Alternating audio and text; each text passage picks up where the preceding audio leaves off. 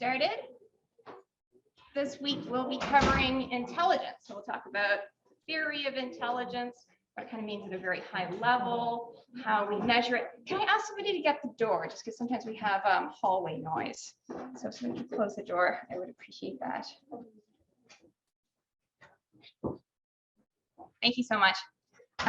Your assignment 1 grades or assignment part 1 grades are back in, and they were overall very high. Quiz 3, your performance was great. I was very, very pleased with the class average of a 70. That was a big jump. So I was absolutely delighted to see that. It was when I sort of said, let's try to push it to 60, I hadn't imagined that you'd like totally blow through the C range as a class average to land a 70 average. So I was delighted with that. And you can see the distribution there, and it's actually much, oh my God, these things are really hard to shine and not shake, these laser pointers. You can see it's a much smoother distribution. This week, I've asked Nikita to do outreach for students showing academic distress. Now, everyone experiences challenges from time to time. That's normal, right? And so this course is enrolled in something called Early Assist, and that provides outreach and support to students who are struggling academically. And we want to do that early on in people's studies by connecting them to the resources and the advising that would support their success. And so the Early Assist team has like learning skills specialists, transition specialists, people who help academic advising, peer coaches, and the function of the team is to connect students with professional assistance when it's most timely. And that's best early on, right? If somebody's struggling, you want to catch, or you want to identify, flag that, catch that early rather than when it's too late, right? So the participation is voluntary. Referral does not go on an academic record. It's not punitive, it's supportive. So I've asked Nikita to make referrals if there's sort of a demonstration of academic distress, indicating that a trajectory needs to change in order to be successful in the class. So things like quiz grades below 50% in weeks 2 and 3. And then the next checkpoints happen at week 7 and 10. So we have 3 checkpoints before the last day to drop the course. Today we'll be talking about intelligence, but that's a mental phenomenon that is difficult to measure. So we'll have to talk about psychometrics a bit too. Intelligence is a field with quite a history, and so talk about content warnings and triggers and trigger management. I like content warnings because I think they allow us to cover topics that can be sensitive for some learners in class, but so it's not really about censorship. It's more about giving people who might need an opportunity to prepare emotionally the chance to do that. So the history of sort of intelligence testing does involve, scientific racism and ableism. It's part of the history of eugenics. That's connected to institutional abuse. That is a real part of the history of psychology, where real people were hurt because of the way that psychological theories were applied in terms of, say, social policy. So I'm going to go back to this idea that you'll remember from the first week about kind of arousal. So we want to be in an optimally aroused state where we can process information and make good decisions. And maybe there's a place that could be too low to function well in terms of arousal, and too high to function well. This is a resource that's provided by the Counseling Center, which we have here at St. Mary's University, for managing triggers. And if someone's had, let's say, a traumatic experience, they're trying to manage psychologically, there might be times where that seem like hypoarousal, like times where they feel numb, very passive, dissociated, shut down. You can think of that as hypoarousal. And then maybe there's times when they're just really tense, really overwhelmed, feel like you're going to have a panic attack, might do something impulsive. And maybe we can think of that as hyperarousal. And we might want to be within an optimally aroused zone. So how do you get yourself there? So let's apply that to managing the stressful impact of sort of trauma that could be triggered by associations encountered in the environment. This is also from the counseling center. So we're complex beings, trauma is complex and personal, but the things you could do if you know that a certain cue is going to take you to a hyper-aroused place. You may know that based on your own history, or you may know based on your own history that something could leave you, to use the term loosely, feeling sort of depressed. So maybe there's things you can do to prepare yourself by counteracting that response, and that would be a way to achieve some emotional regulation. So I'll give you an example of how you might apply this technique. So one thing that can be hard for survivors of abusive relationships is seeing the perpetrators sort of be, I don't know, be celebrated, win awards for their other social activities. That's something that kind of comes up quite a lot. So if you've had an abusive relationship with someone in a place of high power or status, part of their power and status means being treated with sort of social deference by others, right? Being rewarded for the system for what they do that maybe isn't the stuff that happens behind the scenes, right? That's kind of what power and having the favor of a system looks like. And so having had a very different experience and then being a witness to that can feel kind of a little outrageous. Let's say sort of it takes somebody to that hyper-aroused zone of, so let's say that every Friday, you're going to get the company newsletter in your email, and maybe you're going to see an article about, say, how an abusive supervisor, I don't know, won an award for their work, I don't know, saving poor children from the Rotary Club, something like that. And so what you might do, if you know you might encounter that trigger, if you have that warning, is do something deliberately to calm yourself down first. Right, to sort of counteract the kind of blood pressure raising experience that you might just have. Right? And you could imagine how you could do that in reverse if it's something that would make you, that you know would make you feel down. If I have reason to believe, or someone has let me know they found something triggering, usually I'll put like a blue screen first and then kind of go 1 Mississippi, 2 Mississippi, gives people a bit of a chance. Okay. On to psychometrics. So you probably filled in a lot of surveys before that are trying to measure some kind of mental trait. Maybe it doesn't have to be intelligence, it could be your opinion of something. Like how much you like this class, 1 to 5, or 1 is no, I hate it, and 5 is yes, it's the best thing ever. And then psychologists kind of loosely use those as numbers. We could do statistics for them. So this is called a Likert scale, and here's a 5-point scale, which is pretty common. It goes from strongly disagree up to agree. So you'd code that as 1, 2, 3, 4, 5. You'll also see 7-point scales to give people a little bit more room. So you have a neutral point here at 4. There was a 3. Oops. And this one runs from strongly disagree up through strongly agree. And then you can summarize that data, say, in a graph. So here you see people's responses to how often anxiety or depression interferes with their ability to be productive. You can see it's a Likert scale that runs from never up through to all the time. So there is a subdiscipline of psychology called psychometrics. And there are a lot of jobs for psychometricians. So you can imagine all the different roles they might have. So there are tests that help diagnose somebody with depression.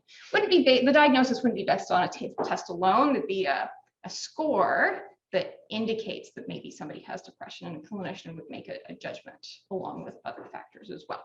But there are tests that certainly help assess that. There are tests that help assess whether somebody has a learning disability. There are tests that are used in selection that assess who is the right person for a job. And there's work in coming up with those tests and validating those tests and administering those tests. There's a big role for psychometricians or for personnel selection officers in the military or in CSIS, right? Who should be given a leadership position, who's emotionally stable enough to go on a dangerous mission, integrity tests, lots of applications. imagine now that you are taking a personality test. So the big construct it's assessing is your personality, but scales often have what they call subscales or factors. So it's theorized that there are 5 different factors to personality: openness, conscientiousness, which is sort of diligence, extroversion, emotional stability, agreeableness. No, you don't need to know that right now. I'm just kind of trying to make a point about factors. So imagine that you had a personality test that asked you all kinds of questions. You know, what's your favorite color? Do you like cats or dogs? What's your favorite subject? And now you can imagine that sometimes your responses between items wouldn't be correlated. Maybe are you a cat person doesn't correlate with how hard do you study for your tests. But you can imagine that some items could cluster together. So if there's a question that says, you know, are you the life of the party? Or do you find it easy to make friends? Are you reserved? That all of those questions are kind of tapping into something similar about personality. So all of those items would be reflecting the factor of extroversion. Okay, those responses on those items would be correlated with each other. So I would generally expect that somebody who says, yes, they're the life of the party is also somebody who has a lot of friends and is also somebody who is not very reserved. Kind of responses cluster. And then your responses to those items might have little or nothing to do with some other cluster, like, you know, how hardworking or diligent you are, which would be conscientiousness. Okay.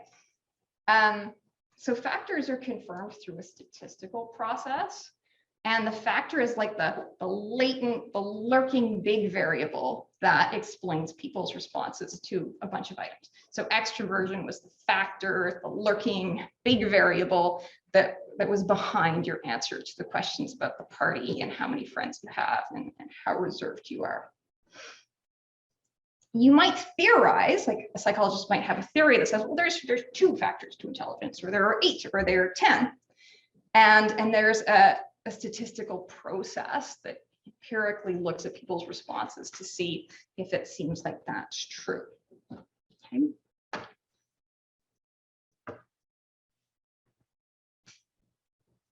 You, as part of your assignment 1, there was kind of took a survey, and that was to take a psychometric instrument for a spin. And one of the questions, it's this one, I don't know how easy that is to read. Is that like impossible for you to read the text on? No? Kind of okay.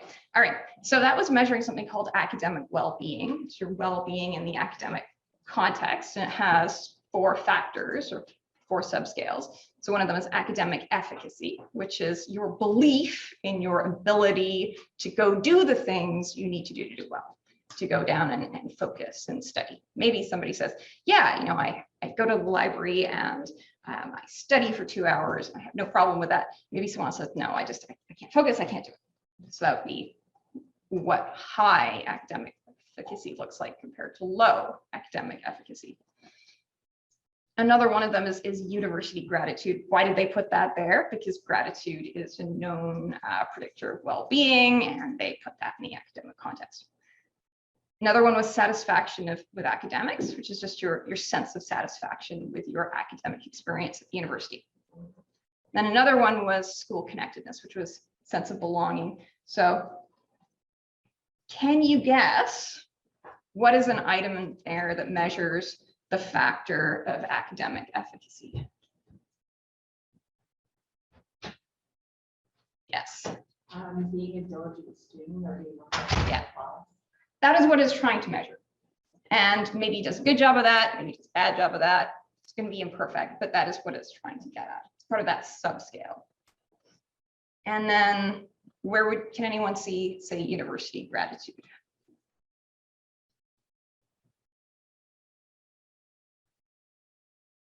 Any item that was trying to pull that? I'm satisfied with my academic achievement and pleased with university education. Satisfaction with, what was the first one you said? Academic achievement. That's satisfaction with academics. So that's a different variable or factor. Yes. I'm grateful to the professors. Exactly. Yeah. And then anything that gets at school connectedness. Feeling included, feeling like you belong. Yes. I feel person is supposed to be. Yep. At the school, if I'm in the community, I feel like myself. Exactly. So those are like, I don't know how many items there are. There are 12 that are trying to tap into 4 different factors. We can ask what makes a good psychometric test. There are better tests and worse tests. Maybe you've taken some test in Cosmopolitan and that doesn't have much validity at all. So what do I mean by validity? Well, there are different kinds of validity. An important one is content validity. So the extent that it's actually measuring the behavior of interest. So if we have a test that's supposed to be measuring, I don't know, your mood, well, it should really be doing that and not be measuring something else like your intelligence. That's content validity. Then there's predictive validity. That's the extent to which the test predicts the behavior it's designed to predict. Some universities have these require aptitude tests for admission. I don't think St. Mary's is one of them, but there's like the SAT. And so we could ask what's the predictive validity of the SAT? Do people who get high scores on the SAT then go on to have high GPAs in university? And the answer is yes, and that supports the predictive validity of the test. The predictive validity of the graduate record exam for graduate school is not very predictive of people's grades in grad school. Can anyone imagine why that might be?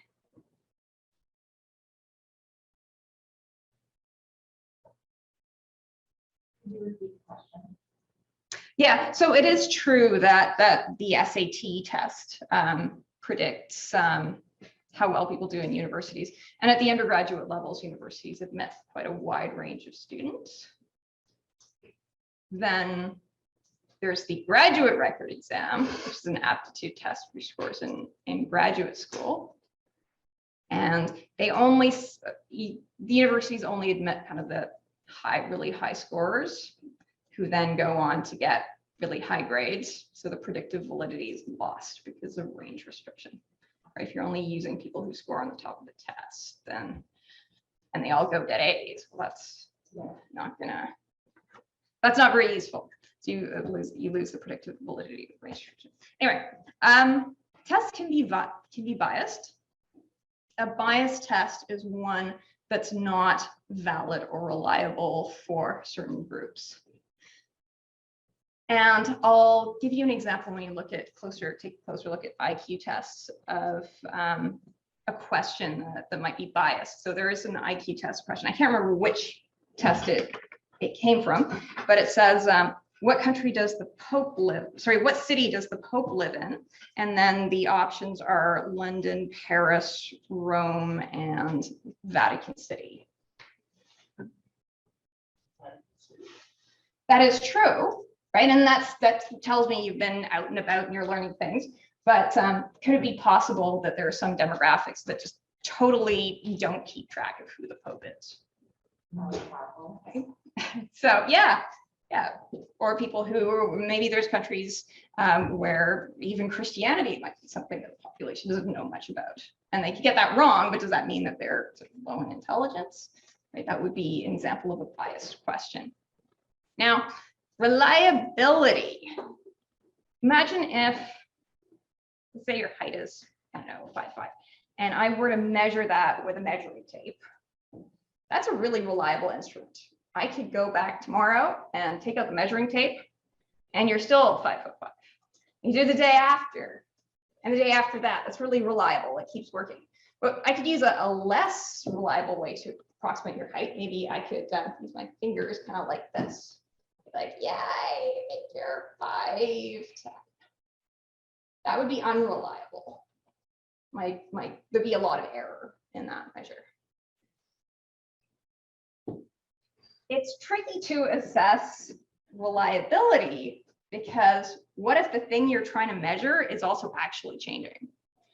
Your height should be the same when I measure it tomorrow and next week. And if I was getting really different measures of your height, that would tell me there's probably something wrong with my measure, right? There's something wrong with that measuring tape or my method. But what if it was your mood? And your mood is changing. How do I know whether my Likert scale question with its little 1 to 5 measure is stable or not, when your mood might also be changing? It's a challenge that we encounter in psychological measure. It's possible for a test to be sort of reliably right, can be reliably wrong. So let's say that there was some kind of bias to my measuring tape and it was reading a foot lower. Every time I measure your height, it says you're 4'10". Maybe you're really 5'10". It's reliable. It's reliably measuring your height at 4 foot 10 inches. It's just off by a foot. Tests should be standardized, delivered in the same way. If you're going to give someone an IQ test, everyone should be taking it in the same kind of environment. We're all given the same amount of time to complete the test. It's not like some people have to write it on paper and some people write it on a computer. Some people are standing in a hallway when they write it. We standardize how it's administered. And then tests get normed to a population. So when the test is being created, a large sample of people write it.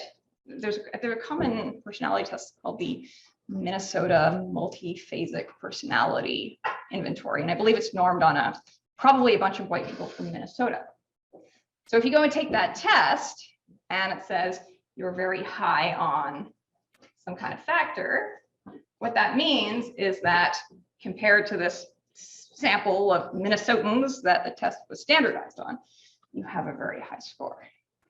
There's a lot of context that goes into interpreting these test score results.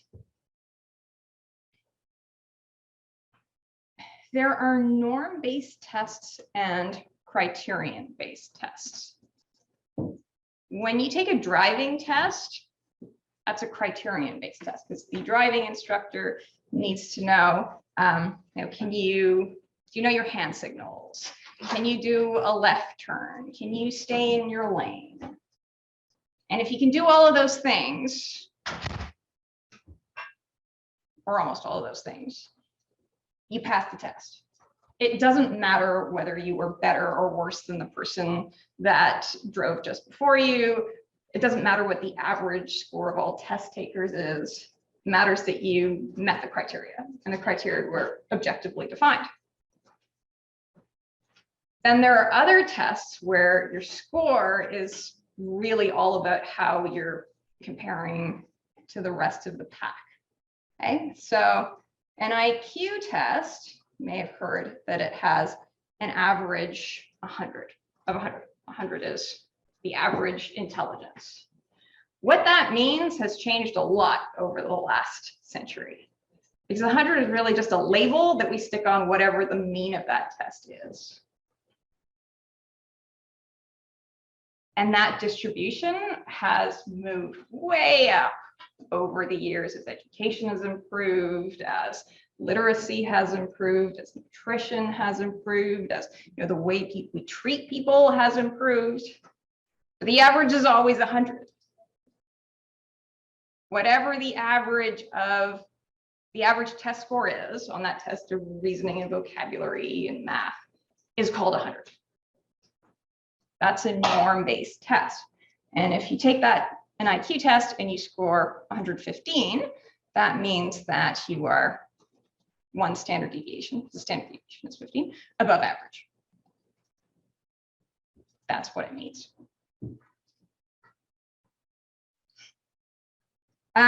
What is normal means what falls in the middle of the distribution. So the distribution looks something like this. You have your mean and you know from your textbook that about 95% fall within 2 standard deviations of the mean, and 68% fall within 1 standard deviation of the mean. And so what is normal can mean what just falls in this 95% zone, where you're kind of just like other people. Let's say that you're measuring people's blood levels of vitamin D. There's a normal range for that, and it's defined by the sort of population mean level plus or minus 2 standard deviations. And that is based on tests of people who spend most of their time indoors. You spend very little time outside. Maybe all of us are vitamin D deficient. Okay, so what is kind of normal for the way that most people are doesn't necessarily mean that kind of should be the target. Maybe everybody needs more vitamin D. So this brings me to intelligence. How could we distinguish intelligence from, say, learning and memory?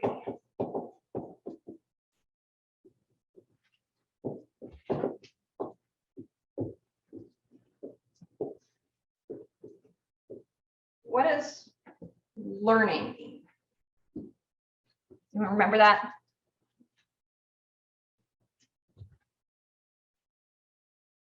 Yes. The encoding of information and the ability to retrieve it. So I think you're thinking of memory. Learning is your capacity for experience to change your knowledge or your behavior. Learning is when the dog starts to associate that bell with food and starts salivating to the bell. It changes behavior. Its experience changes behavior.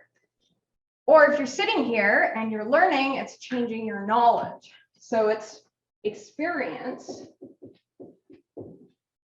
actually changing your knowledge or your behavior.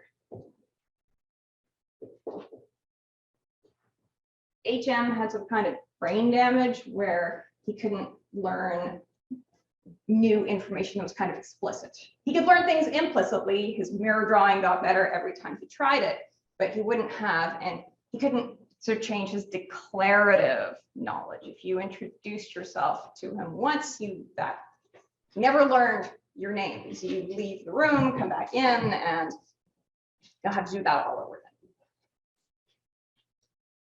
Memory, once you learn something and it changes your knowledge or your behavior, things are saved somewhere, right? So everything you know falls under your memory, and all your procedural skills, like how to drive, even if you can't explain them. Your knowledge, even if it's kind of partly unconscious of how to get around this building, is part of your memory.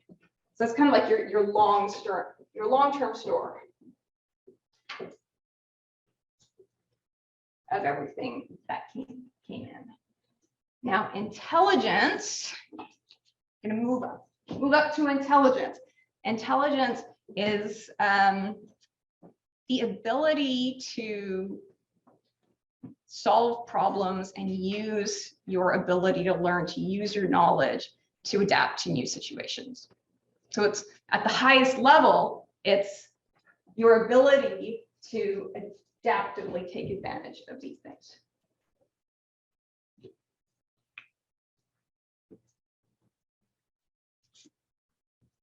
So it does refer to your ability to learn, your ability to recognize problems, ability to solve problems. That's hard to measure. Like an IQ test question about where the Pope lives. You see the potential gap between the questions we ask people and trying to get at that really high level concept of adaptivity. I'm going to pull this idea of adaptivity back to adaptability. The intelligence is kind of using your resources to respond in ways to get the results you want. You can imagine there's a lot of social context there, and you know what results you should want to have, what the goals are. If you are concerned about the future, let's say you're worried about your grades, then the smart thing to do, the intelligent thing to do, the adaptive thing to do would be to study, because that will probably work. Now, say procrastination is it's totally understandable. We've all been there, but it's not a sort of smart solution. It's not the most intelligent thing to do because it won't solve your problem. It'll probably make your problem worse and probably create a whole bunch of other new problems. It's maladaptive. So ultimately, this goes back to an idea of knowing what behavior is adaptive and being able to apply it.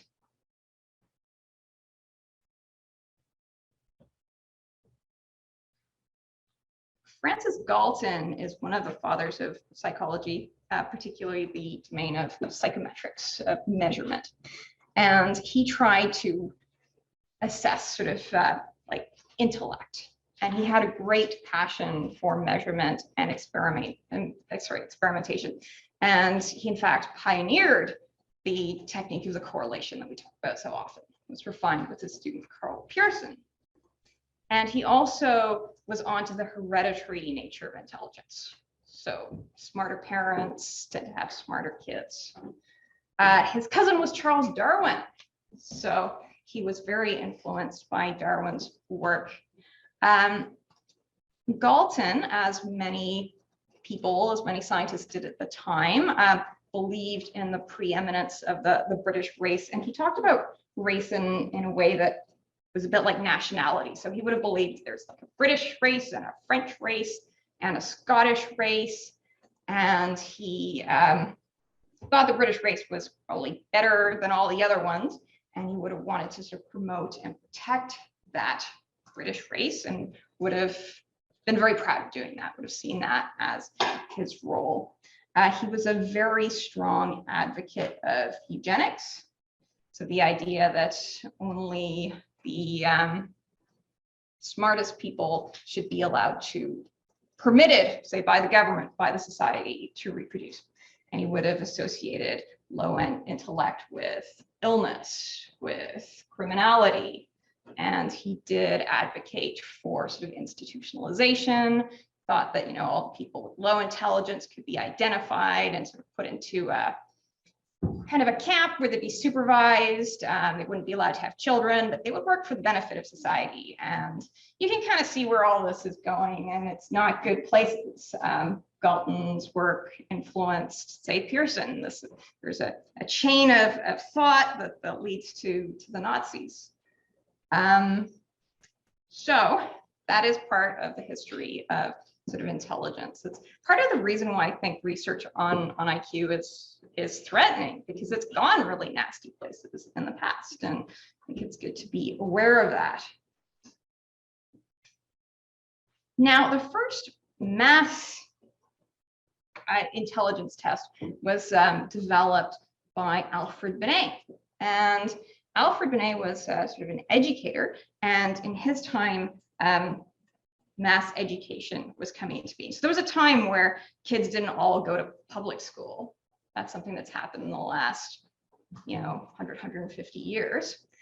And it was observed that some children didn't seem to benefit as much as others from a classroom education.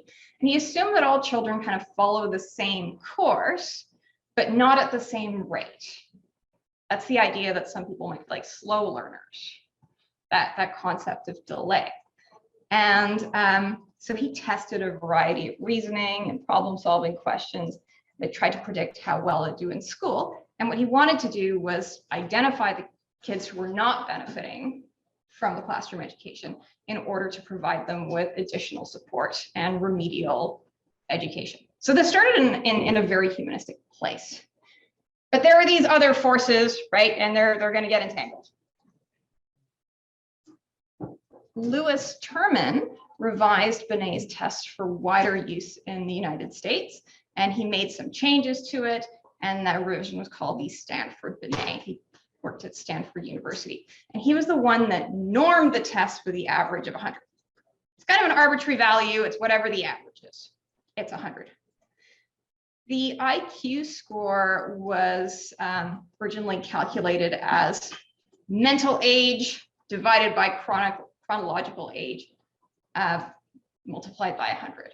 So let's say there was a classroom with where all the kids are 8 years old, but this one seems kind of ahead of the class. This kid has a mental age of 10 based on the problems he can solve.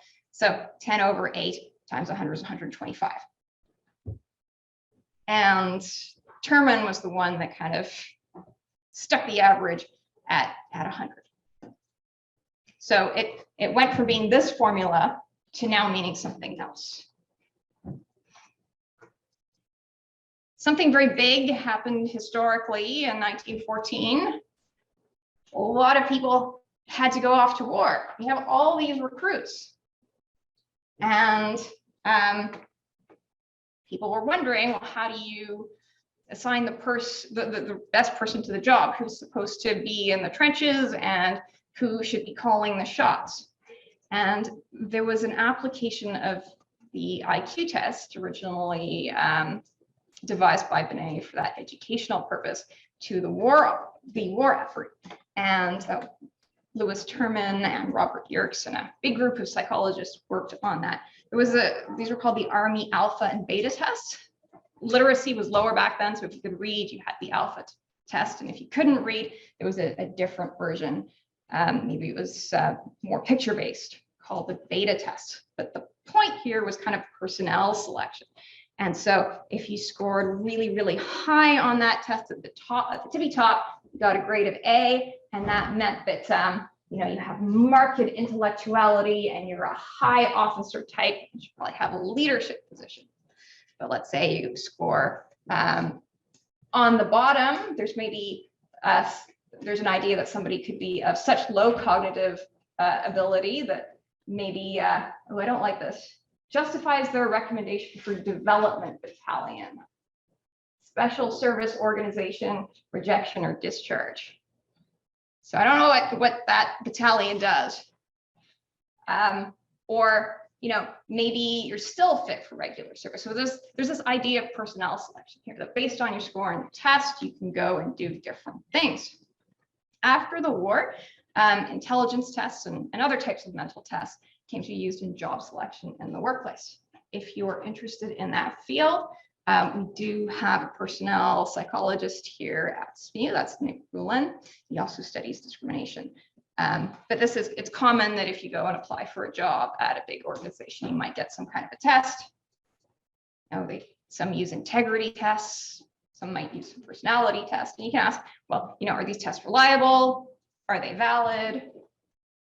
Do they result in discrimination? So that is a field of study, probably one of the main fields of study in IO psychology. The Army Alpha and Beta test did pick up ethnic differences in intelligence. So certain ethnic groups had markedly lower scores, particularly people from Southern or Eastern Europe. And here's an example of one of the questions. If you were out and about in 1915, you should have seen lots of ads for Velvet Joe tobacco. Velvet Joe appears in advertisements of tooth powder, dry goods, tobacco, or soap. If you've been out and about, you're paying attention, you should totally know that it's about tobacco. But what if you're a recent immigrant and you're not into the tobacco culture and you're not paying attention to that? There's an acculturation effect where if you have these questions that reflect some kind of a social knowledge, they're not going to have that developed to the same level as people who have been living in that culture their whole lives and their parents and their grandparents have. Those folks totally know what Velvet Joe tobacco is. But this was held as a as scientific evidence of sort of racial inferiority.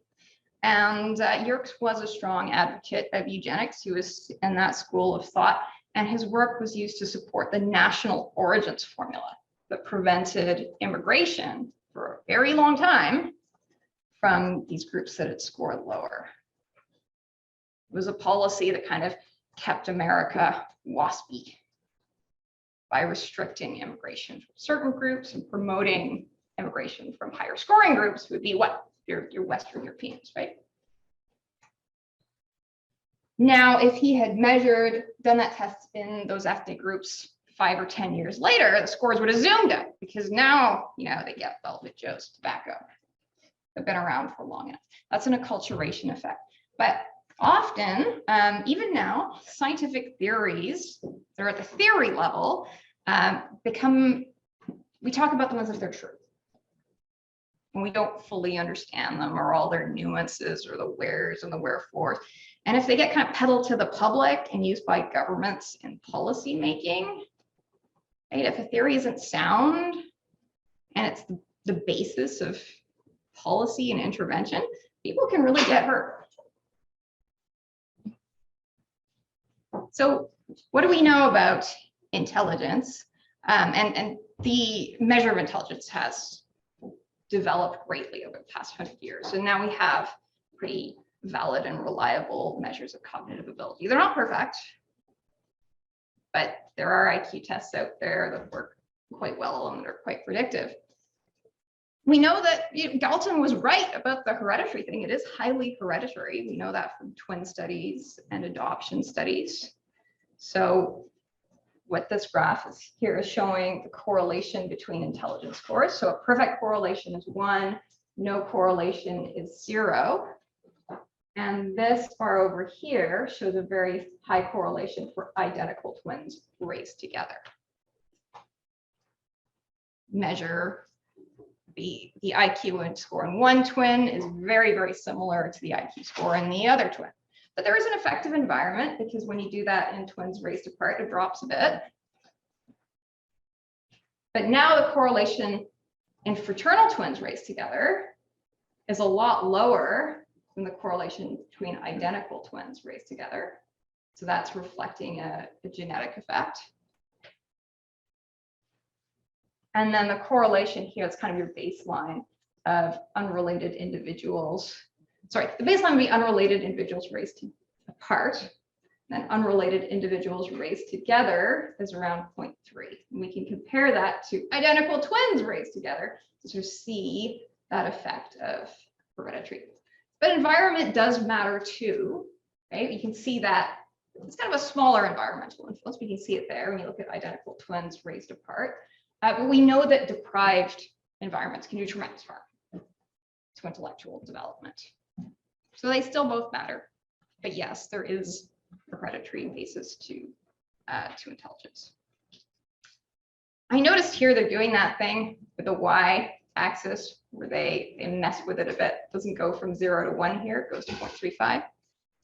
Kind of zooms in on the graph and makes differences look bigger. What they're showing here in the correlation is at age 3 years and at age 16 years. By age 16, the correlation between IQ scores in adopted children is much more similar to their biological parents than to their adoptive parents down there. So that's a genetic effect. Intelligence is pretty stable. If somebody is a really smart kid, they're probably going to be a really smart adult and senior. Somebody's of average intelligence as a child, they're probably going to be of average intelligence as an adult. There is a little bit of decline in cognitive ability as we get older, but sometimes the results we see in studies are an artifact, they're a reflection of the way the study is done and all the things that can mean. So what this graph here is showing you that it looks like there's a dramatic decline in cognitive ability with age using a cross-sectional method. What's a cross-sectional method? So let's say that we had a span of ages in this room. We don't, we have a lot of range restriction, but let's say that there was, 20-year-olds and 50-year-olds and 80-year-olds in this room, and we tested everyone at the same time. That's cross-sectional. But there's a bit of a confound there, because when you're measuring the intelligence of, say, the 90-year-old today, that's reflecting something about access to education, to safe housing, to nutrition 80 years ago. And so maybe that's why their scores look so much lower. Maybe if you have a very supportive environment, good nutrition, when you're 80, it won't look like you've declined as much. So what the test is reflecting can vary based on the method of the study. So now let's say you do a longitudinal study. You take the same people, there's a bunch of 20-year-olds, and then you test their IQ when they're 20, when they're 25, when they're 30, when they're 40, when they're 50, when they're 80, and that kind of controls for some of their social experiences. It looks a lot more stable, right? Though it looks like there's a bit of a decline late in life, but it's nothing near as dramatic as when you look at a correlational study. And it looks a lot worse for older adults.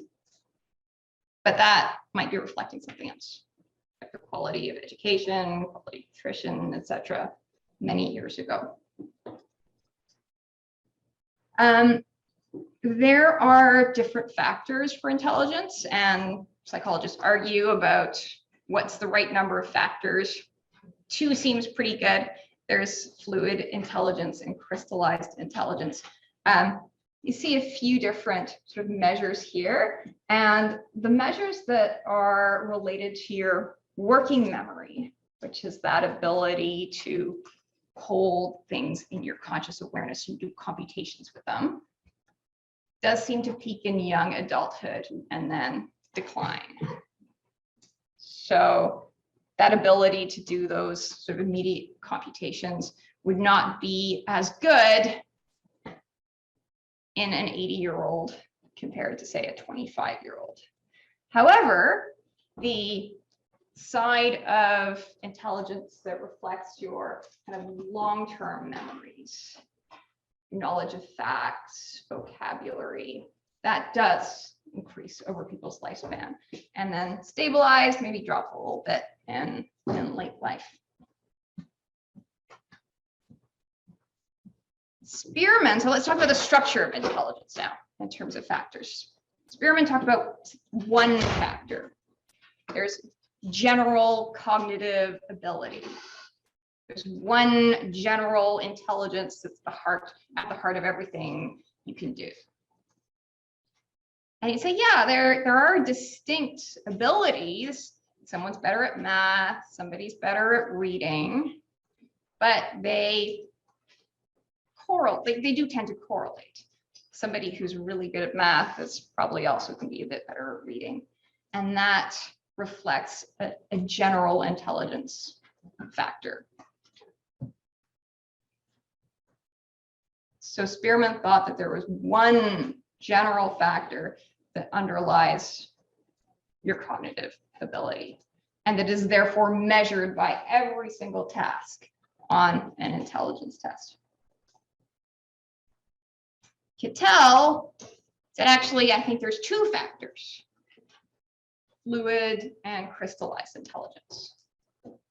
Fluid intelligence refers to the ability to reason speedily and abstractly. Like when you see an unfamiliar logic problem, can you grab that information, hold it in your mind, compute the solution? That seems to decrease with age. And there's certain occupations rely on different cognitive abilities. And there's evidence that mathematicians who use that ability a lot might peak around age sort of 25. But then your crystallized intelligence is your accumulated knowledge as sort of semantic memory, that increases as we age. And writers and philosophers and historians who rely more on that tend to do their best work later in life. I'm glad I was not up here at 25. I think there's good empirical evidence for this sort of two-factor model. Let's take an example of a test of fluid intelligence. Might look something like this. We're not an item. So what would the question would be is what pattern goes over there. So I'm going to say draw this. Terrible drawing.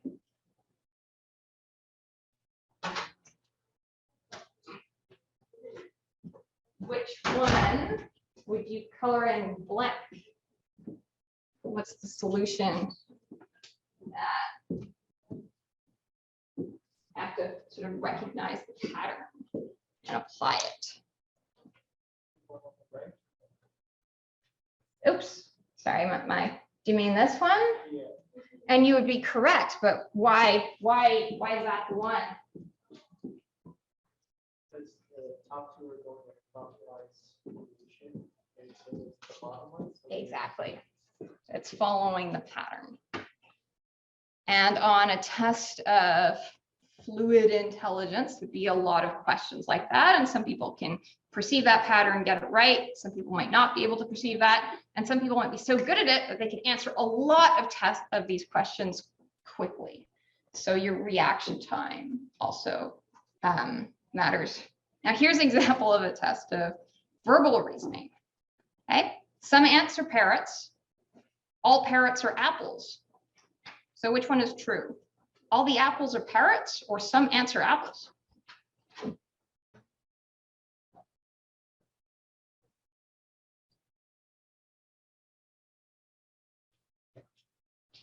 fact that the prepositions are ludicrous doesn't matter at all. So logic questions. Some A's are B's, all B's are C.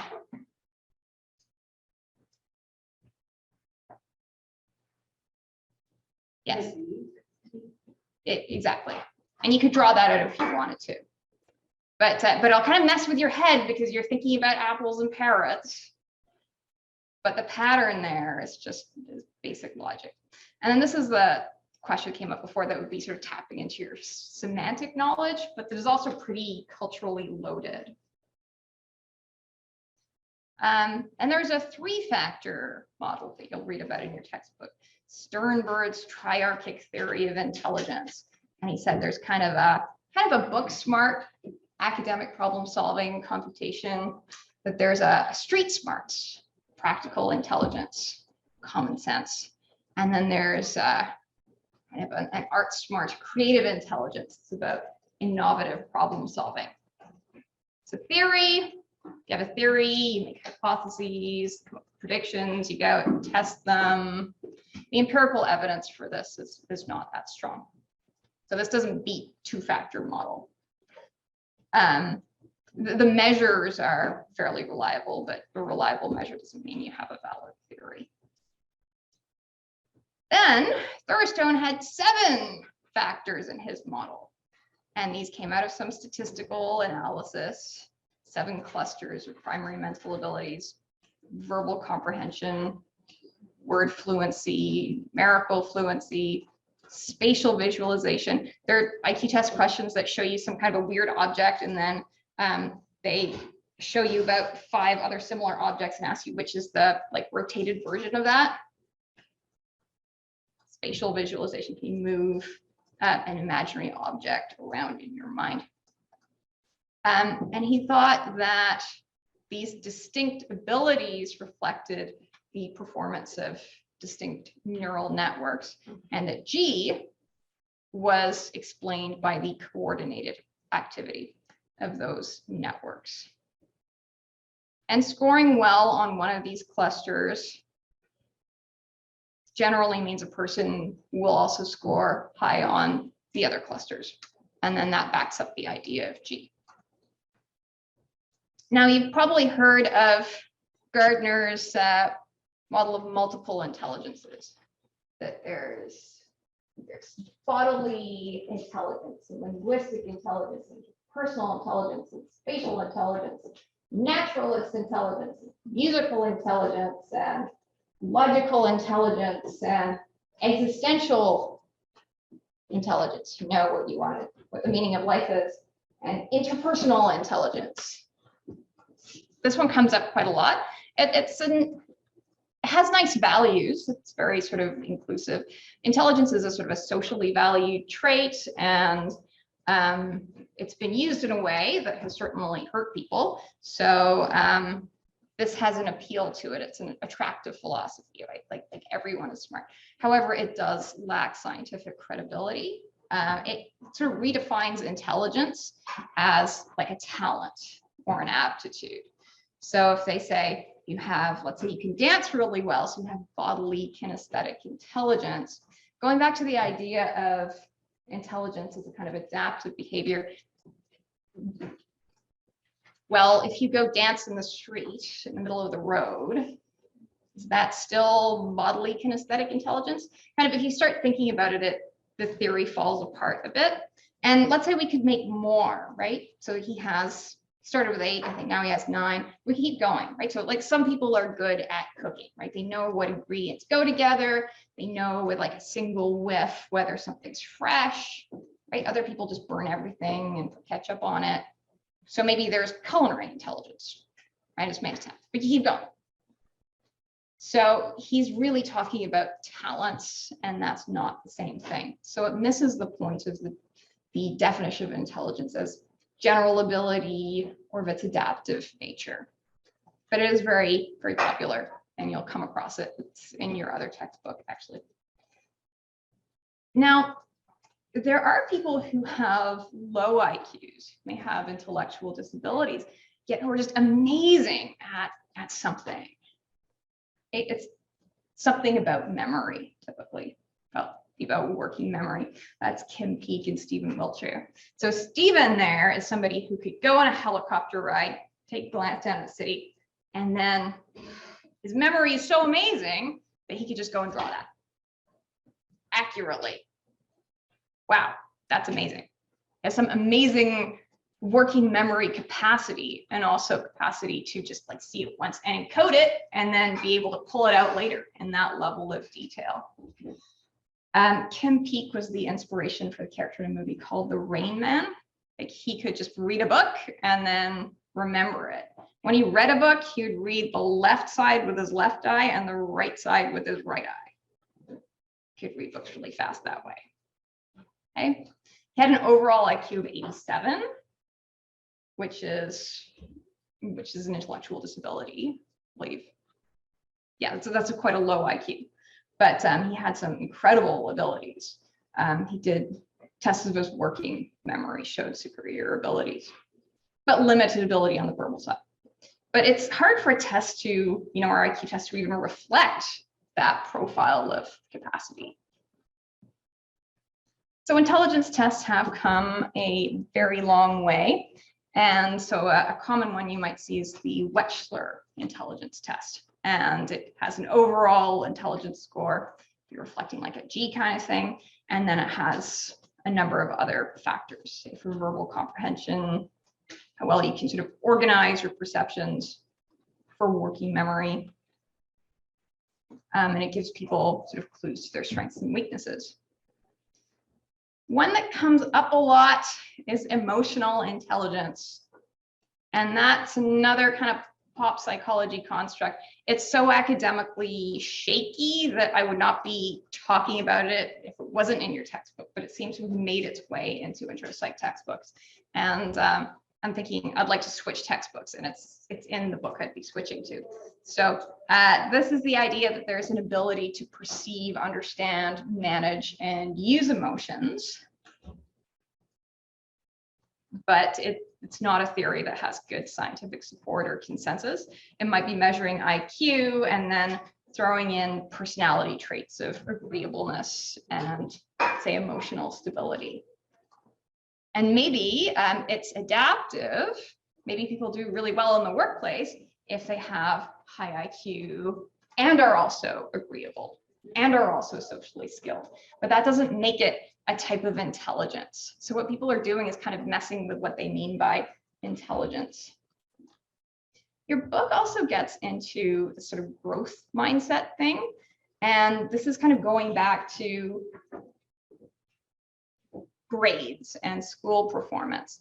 And this is the idea sort of that educators should foster a growth mindset. So instead of seeing a student's ability as fixed or encouraging students to see their ability as fixed, but sort of believe that intelligence is changeable and that you can increase it with effort.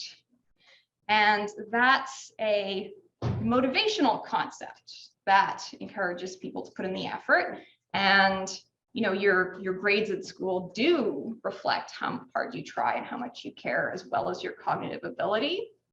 And there's some evidence that this makes young people more resilient, that are able to sort of deal with frustrations. Maybe you get a low grade, you don't give up, you pick yourself up again and keep going. It is controversial because this research is not well replicated. So the studies that support this seem to be basically done by Carol Dweck, and then her colleagues have trouble replicating it. It's also the case with the very famous Always Bullying Prevention Program that reduces bullying by 50%. Only Always ever got that evidence. So good theory that's true should be replicated by other scientists in other contexts or similar contexts using the same methods. There's also a very large randomized control trial in England, I believe, where they trained students to have this growth mindset, but it actually did not seem to have any effect on their reading or math scores.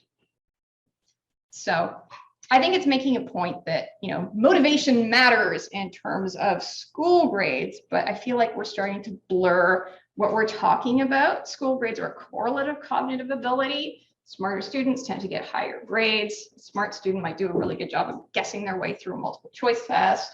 They're kind of not the same thing. They also talk about stereotype threat. And so there's some research that says that women will perform better on a math test if they're told that women usually do as well as men on the test. And there's also some controversy there. Research on stereotype threat tends to show small effect size. So even if you mitigate stereotype threat, it's generally not enough to cover a group difference. And there's also some evidence of publication bias, that the studies that find evidence of stereotype threat are more likely to get published than those that don't. And so that creates a bit of a research literature that suggests it's there. But if all the studies were published, maybe there wouldn't be that much of an effect, if any.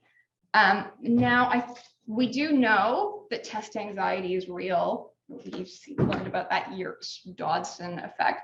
And I think it's worth considering that some folks have more sources of social anxiety than others. And if you were to bully somebody before a test, I'd expect them to probably do a little bit worse. And maybe if people feel supported and included, might do better. We do know that anxiety does affect performance. The book also tries to make the point that if you want to be successful, practice matters. And there's a common sense idea that if you want to become an expert at something, it takes a lot of practice. They talk about this kind of 10,000 hours of practice rule. Now, I think it was module 3, they said to be skeptical of these big round numbers. Same thing here. So if you go and look into that, so where does that story come from? It's based on some research on violin students at a school in Berlin. And when they asked these high performing, top of their class violin students how much they practiced to get there, it worked out to something like 10,000 hours. But does that create a universal law that says you need to practice something 10,000 hours in order to become an expert at it? Those students weren't even experts. They were still in school. They weren't even professional violin players. But I don't know, maybe it's a nice idea, and maybe there's some common sense principle that you have to practice at something to get good at it. However,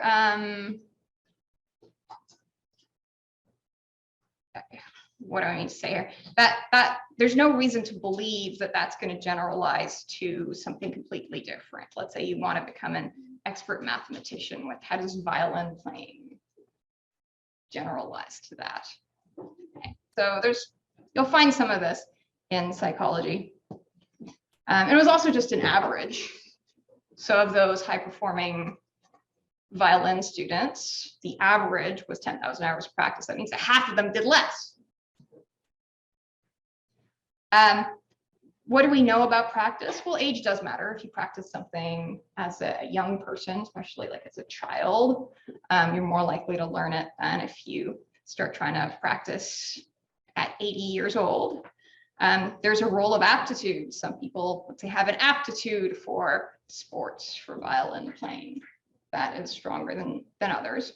And then quality of practice matters, right? What if your quality of practice was really poor? Would you learn it in 10,000 hours? I don't think so. So take some of these things with a grain of salt. They also make a point that sort of intelligence isn't necessarily success. And there's this graph in your text on page 357 that shows a correlation of 0.3. That's from a national longitudinal survey of youth over 25 years. And it's a correlation between score on the intelligence test and annual income. And right off the bat, I want to say success and income could use someone's annual income as an operational definition of their success. But I wonder, how valid is that? If I was asked to define what success is, I wouldn't say, well, it's your annual income.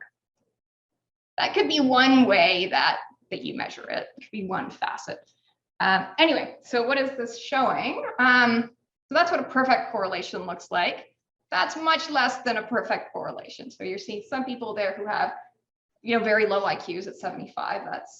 That would be in the range of having an intellectual disability, who are still, pretty high earners. One's way up there. There's some people who are, have an off the charts IQ at 130 and they're earning very little.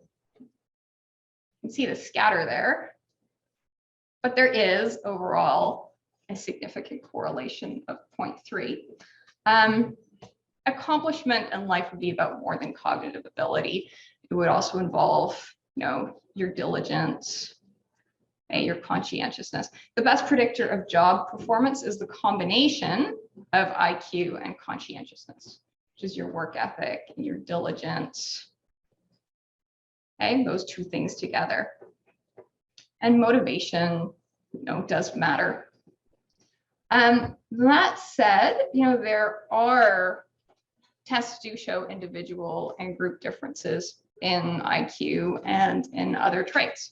Overall, higher scoring individuals and groups have higher incomes, as you see here. So it's not, you have to look at that to see how fuzzy it is, right?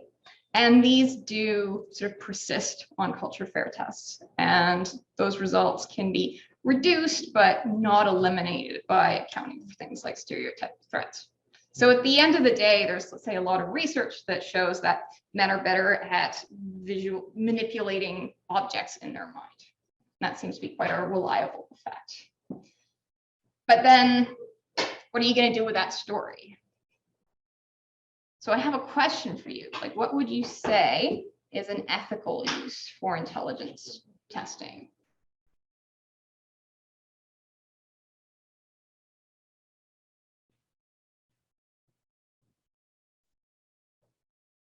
You could use it for research to understand what cognitive ability is, how it develops.